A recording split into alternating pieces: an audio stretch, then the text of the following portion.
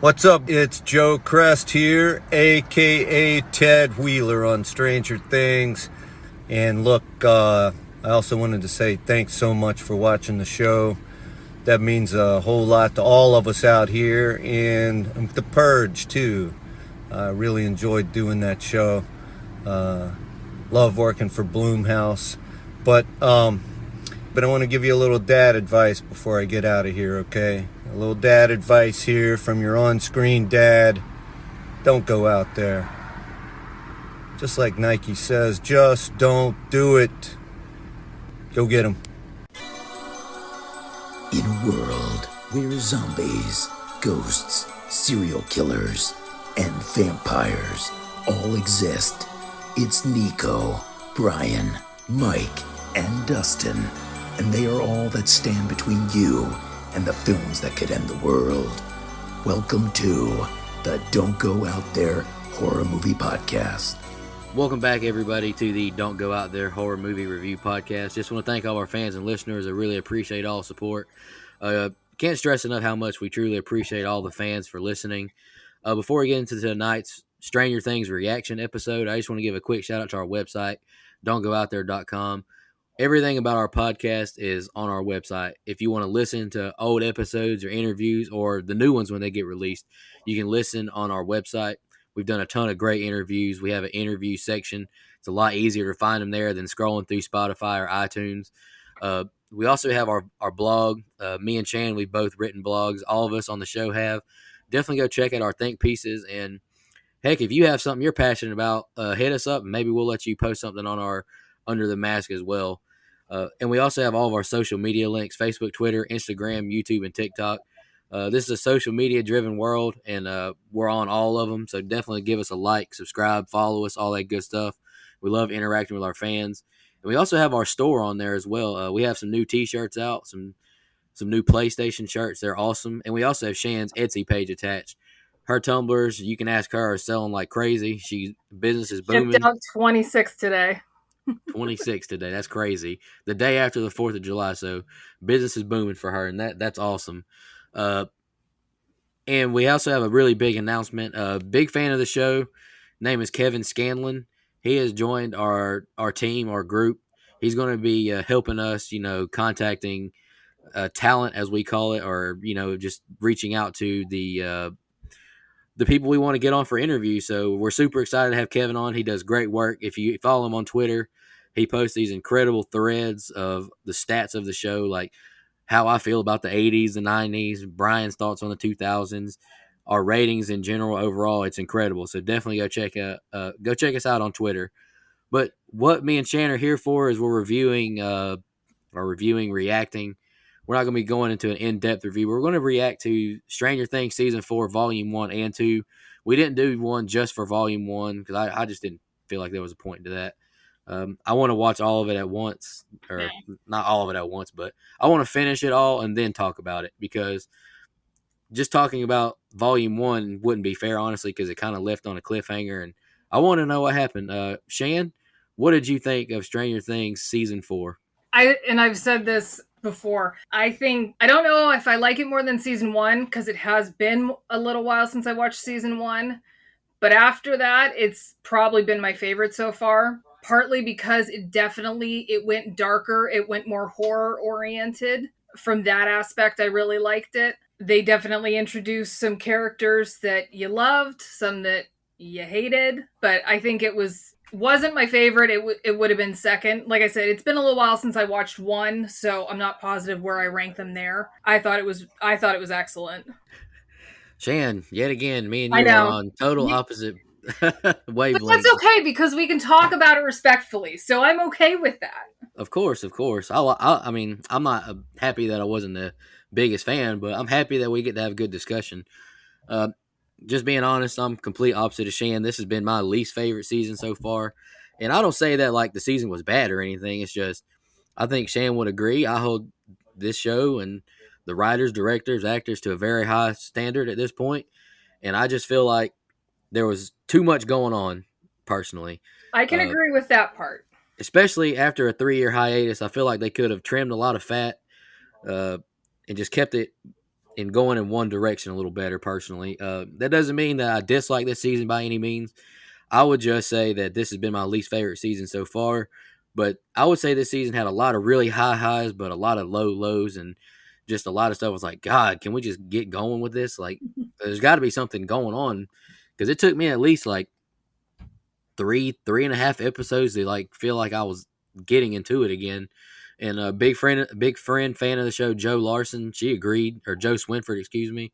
She agreed with me. Not that that means anything, because I've seen a bunch of fans say that this is their favorite season, or this is their tied with number one, like Shan just said. So I'm excited to talk about it, Shan. Do you want to go into just some of your positives overall? Well, starting out, of course, and I feel like this is universal because I haven't heard otherwise, Eddie was like one of the best parts of the season. I assume we're going spoilers here because we're going through the whole season. So the Duffer Brothers like to kill off everybody's favorite. One of their favorites, you figure season 1, we lost Barb. Season 2, it was Bob. Thank you. Season 3, we lost Alexi. Alexi was season 3, and then Eddie in season 4. So it's like they make you care about these characters and then they take them away. Now, at the same rate, it's Stranger Things, so who knows? I mean, he could pop back. I mean, maybe it's just me being optimistic that I would like him to come back. But I mean, there's definitely ways that they could do it. I mean, we thought that I am like blanking on names all of a sudden today. The doctor, Brenner. We thought he was dead. I mean, we thought he was dead for the last couple seasons, and then he popped back up. So, I mean, things aren't always necessarily out of the question. I really liked towards the end of Volume 1 when it all came together it started tying pieces back to other seasons. Like, we started to see how everything really was connected. And I thought that was something that really needed to happen. Finding out behind who Vecna really was and how that whole thing played out and how that tied into, like I said, the rest of the series thus far. And I think it was a really good story. I wish we could have had more Robert Englund, of course. I thought he was great, though, in the one episode that we did get him in. I think he did very well in that. The guy that played Vecna /1, he was very, very good. I thought he did. Yeah. He did an excellent job. He was creepy as hell. The other part of his character that I like doesn't relate to the acting part, but that wasn't CGI, other than the stuff that, like, the tendrils and stuff that would come out. All the stuff on his face and body, that's practical makeup. And we don't get that as much as we should nowadays. So I thought they did an amazing job with that part. I love that. Looked incredible. The other thing, music played such a huge role in this season. Like, there's always been, obviously, music to the series. I don't think that we've ever seen it to the extent we did for this season. I mean, Kate Bush went back to charting number 1 on everything. I mean, she's made a couple $1 million because, I mean, my daughter's one of them. She's constantly streaming this song. It's hilarious.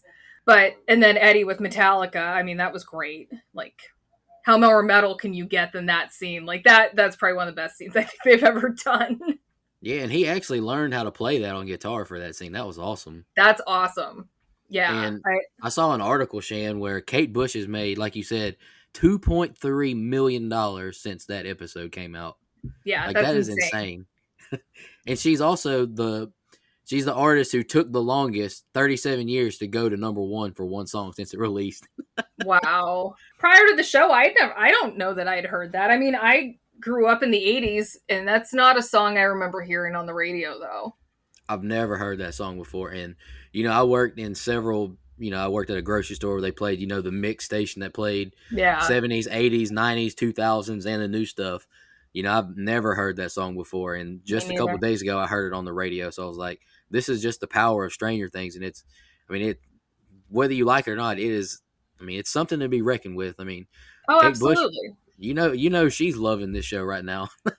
I joked with my daughter. I said, if her song was not the first choice for that scene and somebody else turned it down, they got to be kicking themselves now. Oh, like, yeah. She may have very well been the first choice, but if not, if somebody passed on that, they're probably regretting that decision. Oh yeah, I mean, if you turn that down, you're just crazy at this point. That I mean, show, this they season was broke so Netflix. anticipated. Yeah, I heard. All right, I'll just touch on my positives real quick. Shan, I agree with a lot of them. I think the effects, like you said, look great, and like these dream worlds, like that these people with these kids got put into, I think they look awesome. The Upside Down with Max, Sadie Sink, I think that world looked incredible. Vecna, Absolutely.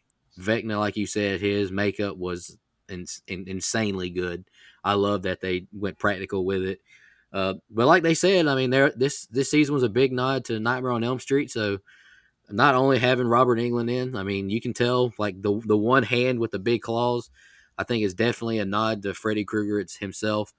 I agree 100%. I wish there would have been a couple more episodes with Robert Englund in it.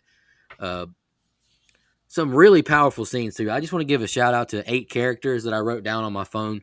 I want to make sure I give them a shout out, and especially the last 4 because they just had some scenes that were just incredibly powerful. Number one, I'm gonna give the first nod to Millie Bobby Brown. Obviously, she is great as 11.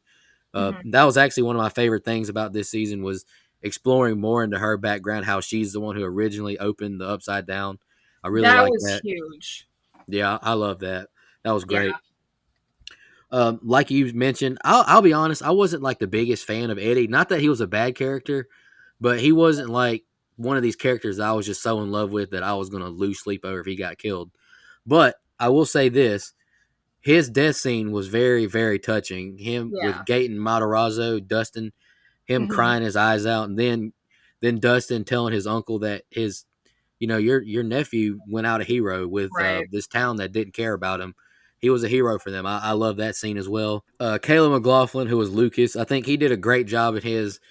I wasn't a big fan of his character arc, the way they wrote him at the beginning, but I think he did a great job just comforting Sadie in those scenes. Max, especially at the end when him and 11 are crying together, just remembering all of their happy moments with Max when she quote unquote dies for a minute and all that. I think he did a great job. Joe Carey, Steve, I think he was really good in a lot of scenes, especially when he's telling Nancy on their RV trip about how Right. his the family and his future, how many kids he wants to have, and he wants to still be with Nancy. I like that, and we can talk some thoughts for 5 as well because I have some thoughts on Steve. But these 4 are the 4 I really want to give big shout outs to. Not that they're not recognized, but Noah Schnapp, Will, that scene with him and Mike in the car, very powerful. He acted his butt off. Absolutely. You felt the emotion, the tears. He was great. Sadie Sink throughout. She's become honestly my second favorite character, if not tied with 11. I love Max. I think she's great. Her character has been written great. The only thing I didn't like is that her and Caleb broke up and they really didn't explain it. Or Lucas, I keep calling him a real name in their character name. I wish they would explain. I mean, the season was 9 episodes, and heck, the last 2 episodes themselves were 4 hours. I feel like we could have solved these characters breaking up or whatever. I Personally, think what happened there, I think obviously because we had that 6 month gap where things all changed. I think with that one, I think it was literally that she kind of how we saw her towards in the end episode of like talking about how she actually wanted Billy to die and all that stuff. And I think it was she was having just a hard time dealing with everything that happened the end of season 3 that I think she probably just kind of like yeah. was had withdrawn into herself and had pushed everyone away to include him. That was kind of the impression that I took from all of it. No, yeah, I agree with you 100%. I just wish they showed it on the Yeah. screen because I mean, I feel like episodes 1, 2, and 3 had a lot of filler and fat that could have been cut to put some more important stuff in there personally. But I'll move on from that when we get to our negatives. Maya Hawk, her little one, she had this one scene where she went off on this like mental institute doctor, the warden, whatever he was, talking about how if they were men, they would get the opportunity to see Victor. I thought she acted her butt off in that scene. I was very impressed. And like you said, Robert Englund, his one episode he was in, and I tweeted this from I think the pod account. He acted his butt off. That was some of the best acting I've seen Robert do ever. Honestly, uh, Yeah. the look was great. I love the little finger scratch on the TV or on the table. That was incredible. Nice little nod, an obvious nod, but not too forceful. I loved it. Robert did great, and I'm not saying just because he came on the show or he's Freddy Krueger, but Right. he acted his butt off in that scene, and I really liked it. I want you to name some of my favorite scenes as well, because we have a fan question who asked what our favorite scene was. I have 4 wrote down, and Okay. number 1, and I'm not saying this is the numerical order. I just wrote them down when they came to my mind. Obviously, Sadie, her first in the Dear Billy episode when she meets Vecna for the first time and running up that hill plays. That was an incredible scene. I loved it. The ending where 11 is fighting Vecna, saving Max. I loved it. Just because I love 11 when she fights in the Upside Down. I love that. Right. Nancy and Robin, when they talk to Victor Creel, Hannibal Lecter style. I love Yes. that scene. And this is another scene I thought was great. And I'm sure you probably agree too, Shan, because this is how episode 7, I believe, left on that cliffhanger. Henry Creel revealed as to being number 1, who is now Vecna. Loved it. Thought that was beautiful. I thought it was great. Oh yeah, it was funny because when that scene happened, I was actually ahead of my daughter watching it, and I was like, I don't care what you're doing. I'm like, you need to, like, how many parents tell their kids you need to go sit in front of the TV, but I'm like, you need to go finish to get caught up. I said, because we need to talk about this seriously, because she was like 2 episodes behind me, and I'm like, you need to go get this done. I need to talk to you about this. Yeah, I mean, I think that was the reaction that everybody had. It was just this. Did that really just happen? Through the whole first part of the season, it's like you think that as she's doing all these flashbacks, he's there to help her, like, until she takes that chip out or whatever, and then all of a sudden it's like, oh, reality just kicked in. And I don't think we're done seeing things from what happened. And I know one of the fan theories was, and I wish this would be true, and it still could be, honestly, like I said, I'm holding out hope that Eddie could still show up next season. But one of the big fan theories was that he was actually number 10, who was in the room with Brenner when the whole massacre went down. Because 10 didn't. So where is 10? I assume we're going to see them next season. So whether that's Eddie, whether that's somebody else, like, but I feel like they're going to have to come back in some way. Yeah, So. I mean, you can always count on some flashback scenes or something like that. Because I definitely do think Eddie is dead, though. I mean, them bats tore him up. But, I mean, I wouldn't be surprised maybe there's some flashbacks. Maybe they find his body in the Upside Down, have a real funeral or something like that. But Yeah. I would like to see Eddie, in a couple more scenes in the next season as well. He deserved it. He did a great job. He did. Shan, you want to talk some negatives, some things you didn't like? So the first thing that pops into my head, this pissed me off so bad to the point that I kind of wanted to yell at the TV. So when we finally find out what really happened to Hopper at the end of season 3, like, in my mind, that thing had basically like transported him somewhere else.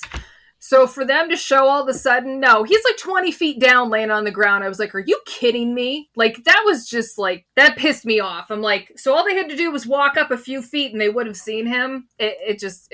I was irate. Nothing else made me mad like that in the rest of the season, but that made me pissed off because I felt it was cheap. Yes. I was like, I didn't think that worked at all.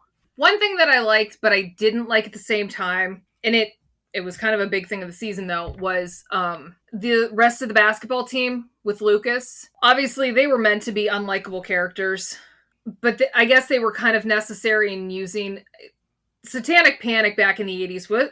It was a big thing, like, and they definitely used it to their advantage in the show of why everybody automatically assumed that Eddie was involved with all this, not just because Chrissy was found at his trailer. So I like that to a point, but God, did I hate the guys on the team. Like, they were the worst. But I guess, I mean, they did their job. Like, you were supposed to hate them. It's not like they were ever supposed to be likable characters. I felt like everything that happened in Russia, that was probably my least favorite stuff in the season. Because I felt like we had done that stuff before. Obviously not Joyce, like, the reunion with Joyce and Hopper, I enjoyed that. I thought that was really well done. But yeah, I just think they dragged it out too long of being over there and what was going on. And so that probably was some of my least favorite stuff. And can I interject real quick while you think on some more negatives if you have any more?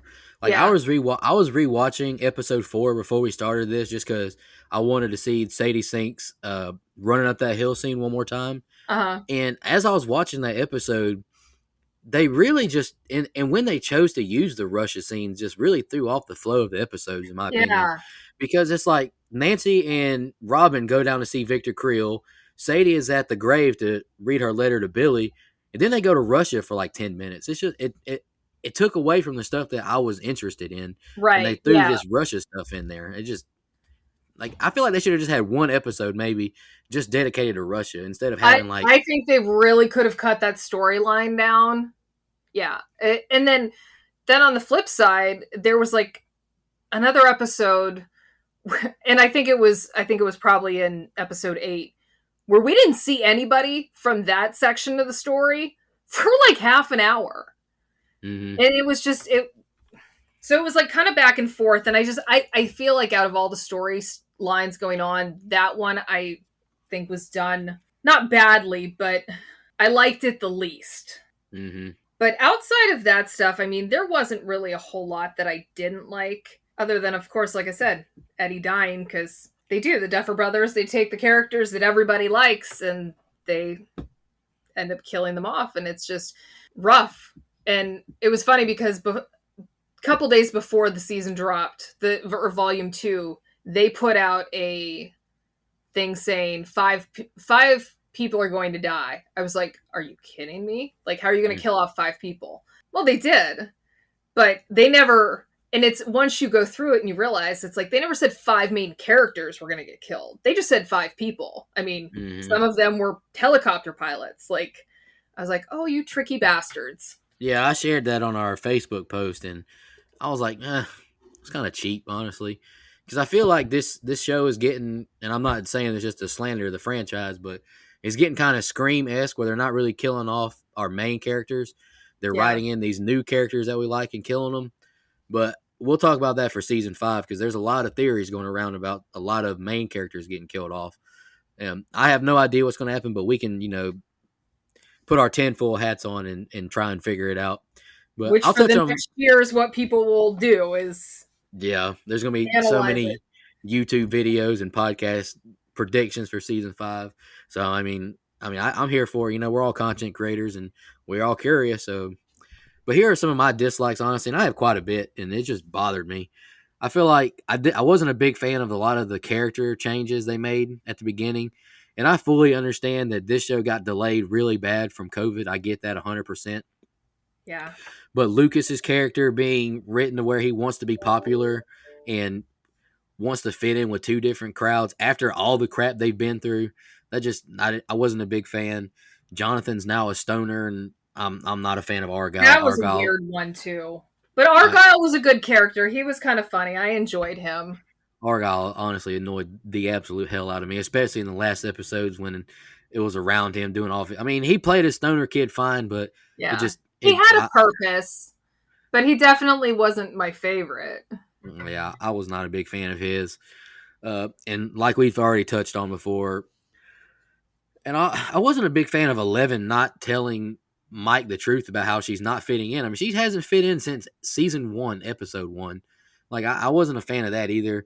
And like you mentioned, the basketball kids, they were not likable, but they weren't supposed to be. So, and then the little blonde girl at the beginning, not likable, a bully to 11. You're not supposed to like her, obviously, but that's some of the stuff I feel like they could have just not had in this show, honestly. It wasn't necessary. And sorry for all the fans listening or people who listen. I promise I'm a huge fan of this show. Season 1 and 3, I would give a 10. And season 2, I'm actually a big fan of season 2, even though that's considered my least favorite. Yeah, that's what most people would say. But I would give season 2 probably a 9 just because I'm a big fan of that one as well. But I wasn't a big fan of Mike, telling 11 that I love you, and that's what really gave her the strength. It's like, you're watching one of your best friends die. You need Mike to tell you I love you to get strength. I don't know. It felt very 2013 Conjuring whenever the husband is having to tell the wife, to fight through this demon possession. Maybe I'm just being too nitpicky on that, but that's just what I thought of when I seen it. And like, I think my biggest qualm is just there's too many different storylines going on all at one time. You got Joyce and Hopper and Murray in Russia, which is another person I should give shout out to. Murray was great comic relief in this. I loved Murray in this. He's He was very great. funny. Uh, I was not a fan of how the other Russian guard just got this little spy or whatever to change his mind just because he said you used to be a good guy and now he's a good guy all of a sudden. That was Yeah. kind of easily written in, I guess. Uh, then you got to me personally, Shan. I feel like what made 1, 2, and 3 so good was the camaraderie among the group. And this season, you have people all over the damn country and the Yeah. globe. You got two main characters in Russia. You got what 11. She's off by herself right now after the first couple episodes. Then Right. you got the Hawkins group. Then you got the California group, and they're all doing these different things.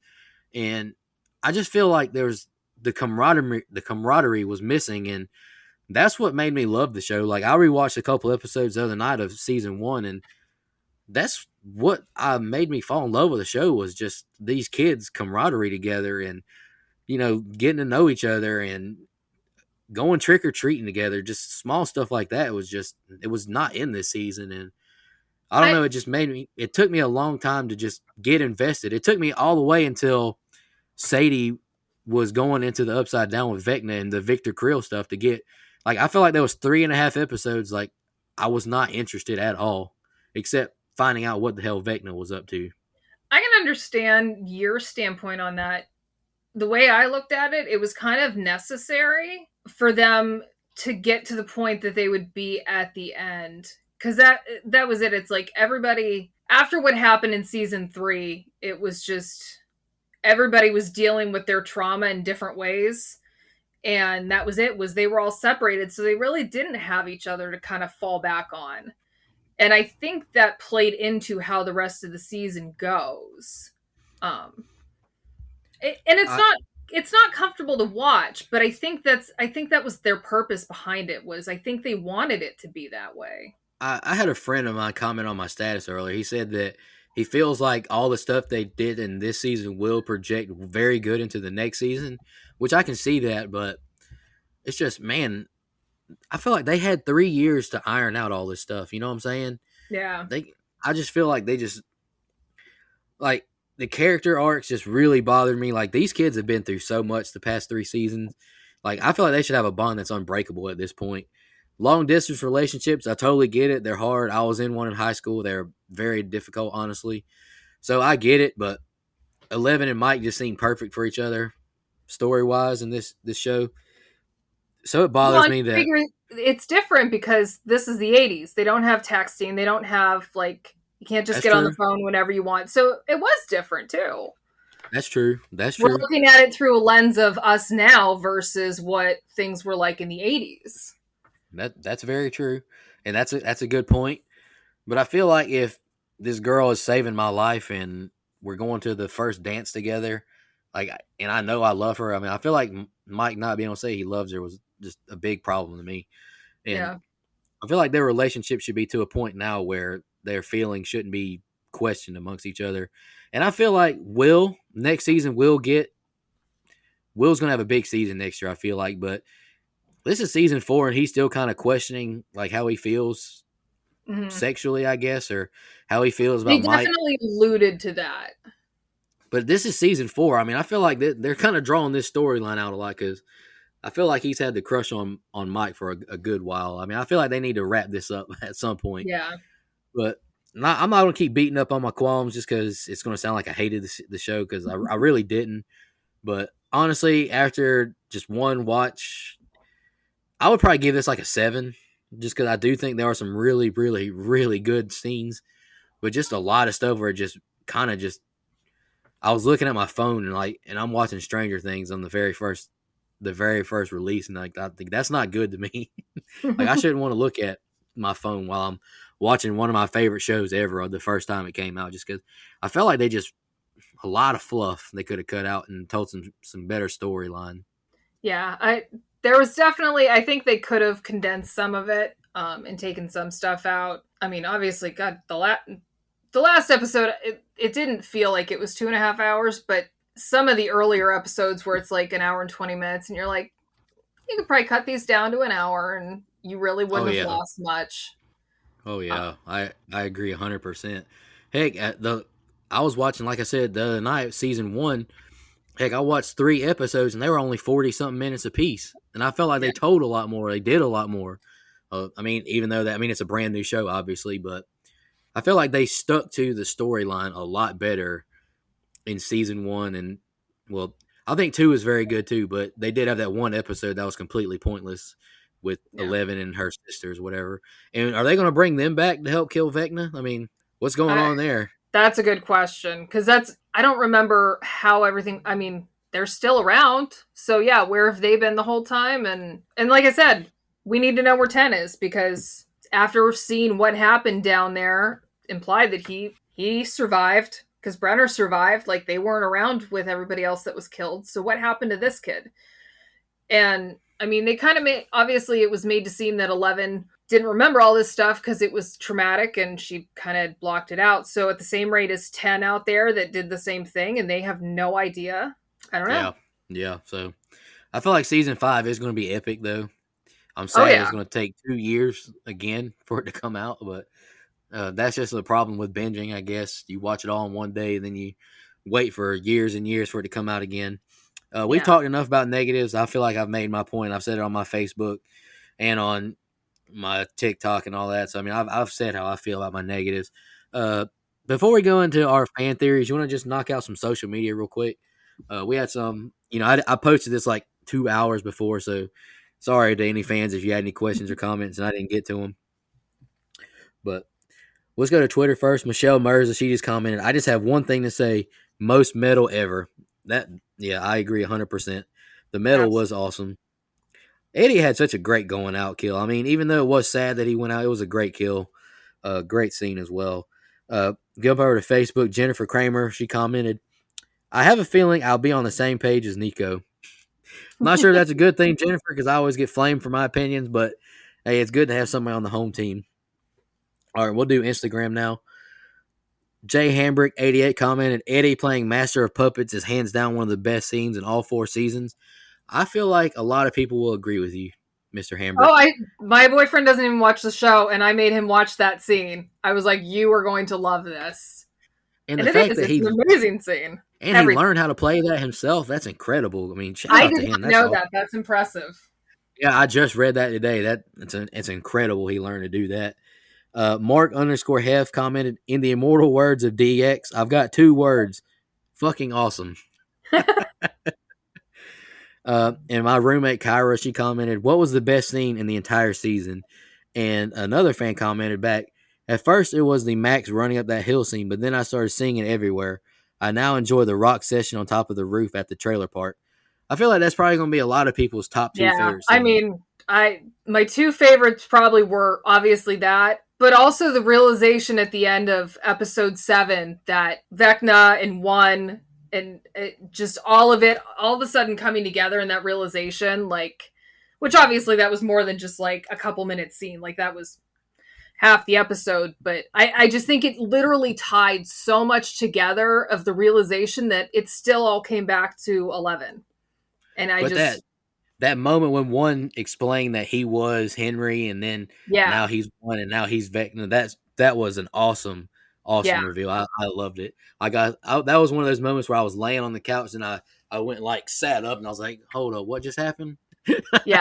Oh, and I was watching it and I was sitting here doing tumblers. It was probably 2 a.m. also. And I'm like freaking out. Nobody's awake. And I'm just like, I don't even have anybody to talk to about this right now.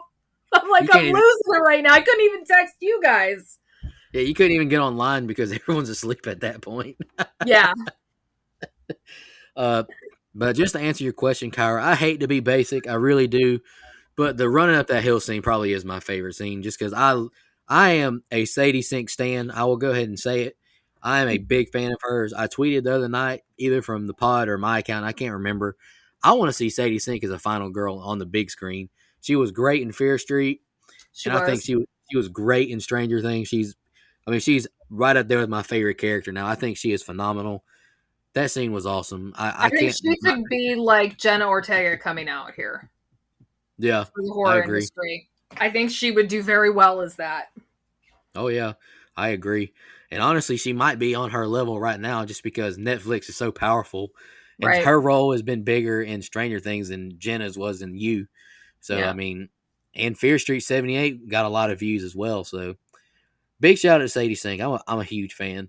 We're almost at 40 minutes, Shan. You want to talk some, put our tinfoil hats on, talk some conspiracies, what you may Yeah. think happens for season 5? Oh, season 5. The fact that they've said that they knew how the show was going to end from the time they started it. So they were always working towards an end point. The fact that things have crossed over and now it's like the Upside Down is not separate. Things are delving into the real world. I mean, I feel like they're going to basically liken it to, it's from biblical terms, basically it's going to be the apocalypse. Everything's kind of going to come to that point, and a lot of people are going to die. Like, I have no doubt with that. And not the fake, they're about to die like they did at the... That was another thing that all of a sudden you think all these people are dying, and it's like, nope, okay, they're okay. Like, that kind of pissed me off. But I think people are really going to die in the next season. And I think that, I don't even know. There's so much that they could do. I think the whole season is just going to be... I think the whole season is going to be chaos. It's going to be like how episode 9 was here, where it's bad. The whole thing is just bad. There is no, like, we have some good things to look forward to. I think it's just going to be chaos, destruction, and till the end, when ultimately are going to prevail. Unless the Duffer Brothers really want to be like, nope, this is not one of those scenarios. Like, they're going to lose. But I guess I have to doubt that would happen. I don't see that happening where I wouldn't think so. Win. I don't see a Cabin in the Woods ending happening for this one. No, not the way that they've built this show and these characters. But I don't think that all of the main ones are going to make it. I don't either. A couple of them that I think honestly will pass away. And I've seen other people talk about this, so I'm not going to pretend I'm the first to say it, but Jonathan or Steve, one of them's going, or Nancy. I can see part of that triangle disappearing. Yeah. I feel like Nancy was really, really starting to like Steve again, so I could see Jonathan being killed off and her getting back with Steve, possibly. I could see Nancy getting killed and it being that then it's just the two of them and it's neither of them end up with her. Yep, I could see the same thing happening. I could also see Will dying this season coming up too. Yeah. He at the end of the show, they saw him feeling the back of his neck. He could feel the upside down again. I could see Will possibly being killed off, and he never has to tell Mike his feelings or tell anyone his feelings of how he really feels about everything. So I could see that going, or that happening as well. I hate to say it, but I hope Sadie Sink doesn't die, but she went through a lot at the end of this season. But I honestly could see maybe 11 being killed off, like in the end of season 1 when she killed the Demogorgon and she disappeared. Yeah. I could see that happening again, killing Vecna, and she dies as well. And that'll break my heart, but that would be a heroic going out for Millie Bobby Brown and 11. That I could see it happening though. I could see if they both went, where it takes any of the numbered kids out, like that they all have to go because there is a portion of that power all linked through them. I could see that they all need to go. Yeah, I agree. I mean, it'll break my heart, but I could definitely see 11 dying and going out heroically and saving Hawkins one last time. Mike, I feel like Mike's safe, honestly. Caleb, Lucas, maybe. I don't know. I thought Lucas might kick the bucket this season because that jock was giving him them hands for a while. I honestly thought that we could have seen towards the end of this past season, Mike, I thought was a possibility because nothing related to the show, solely because Finn Wolfhard has had a pretty decent movie career outside of Netflix, more so than everybody else. And sometimes that's when you see characters end up being written off shows, is when they have a whole lot going on. But it didn't happen, and obviously we're going to get him at least for part of season 5. Whether we see him in all of season 5, I don't know. Yeah, I was talking to Karen last night about that. I was like, I'm surprised Finn is still doing this show, honestly, just because he's been in, at least off the top of my head, 2 blockbuster movies, It Chapter 1 and Ghostbusters. Was it a sequel? I think that was a sequel, right, to the first one? Afterlife, yeah. And they're filming the new one. It's going to be out at Christmas. So yeah, I mean, I agree with you. I could have seen Mike possibly being written out or him requesting to be killed off or something like that. But I honestly feel like Finn knows that this is what kicked him off. So I feel like he's Right. gonna do what the Duffers See it want. through. Yeah. So I mean, I don't think he would want that honestly. But like you said, I could have seen it like him wanting to be written out. But Yeah. I don't see Dusty Buns being written out or killed off. I love Dusty Buns. I would like to see more Susie next I would season. like to see more Susie. Yeah, that's right. We only got we at least we got a little bit with her. That it's funny because you show up at the house and it's not Chaos. what you expected. Chaos in that house. Well, I love Susie as well. Never Ending Story is an iconic moment. That's one of my favorite scenes, honestly. Uh, yeah, so I mean, we've been doing this now for over 40 minutes, Shan. We've talked positives, negatives.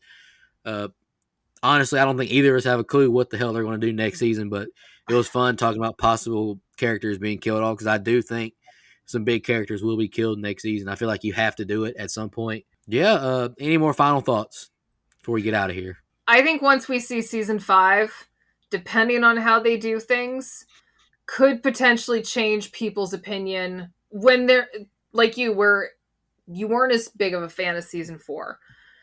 It may be one of those that it changes your opinion or maybe it doesn't. I don't know. It kind of depends. It's one of those like we're 80% through the movie. Like how they finish it really is going to dictate your feelings on the rest of it. Mm-hmm. So it's going to depend on how they finalize all of this. Yeah, I agree. And I just want to reiterate to the fans and listeners who listen to this who might be a little upset of what I've said or anything like that or disagree vehemently. I love Stranger Things 1, 2, and 3. I am not being as harsh on 4 just to be harsh or different than other people. It's just like I said at the beginning, I hold this show to a very high standard. And they just did some things I wasn't a huge fan of, but I still love all of the kids and the main characters. I would actually like to see Karen in this season, next season, a little more too. I feel like she wasn't involved. Mike's parents and Nancy's parents. I feel like I would like to see her. I would like to see the parents a little more involved with all this too for this final season, which I think they will do that. Yeah, I mean, these kids just like disappear, and the parents are just like, "Oh, where have you been for the last week? Like, are you kidding me?" It was funny whenever Karen told Mike, "You're not going to college. You're not leaving the house ever again." So right? I did like that, but it's like this is like the 4th time now that this kid just disappears and almost dies. Like, what kind of parenting we got going on here? I mean, back in the 80s, like you could go out, you played all day, come home when the lights come on, but to disappear for days. I mean, that's a little different. Absolutely. Any more final thoughts? I'm just going to wrap it up there. I mean, I feel like we've pretty much said how we feel. Yeah. To all the fans and listeners, we are planning on covering shows in the future as well.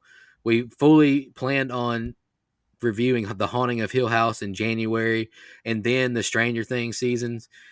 But we've had so much shows going on, reactions.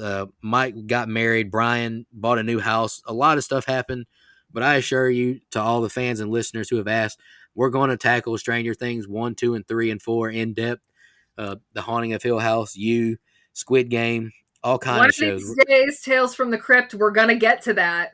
Tales from the Crypt. I got the or the flash drive right underneath my desk. We're going to start tackling shows as well, not just movies.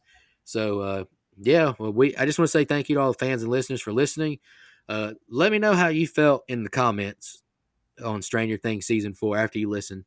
We really appreciate your support. Shan, I appreciate you joining me again. Hey, it was fun. Absolutely. Y'all have a good one. Just want to remind everybody,